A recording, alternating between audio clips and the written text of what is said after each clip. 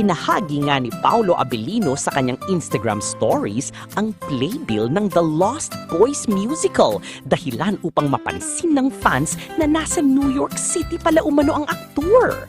Dahil dito, marami ang naniniwalang kasama rin niya si Kim Chiu sa naturang trip matapos ang kanilang successful world tour. Ayon sa ilang chika online, posible raw na sinamantala ng dalawa ang kanilang pananatili sa New York upang mabisita ni Paulo ang kanyang anak na si Aki, lalo na't papalapit na rin ang birthday ng aktor.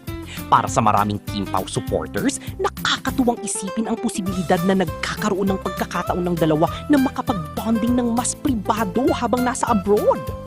Dagdag pa rito, may mga chika ding nagsasabing magkasundo naman umano sina Kim at LJ Reyes, bagay na lalo pang nagbibigay saya sa supporters ng tambalan.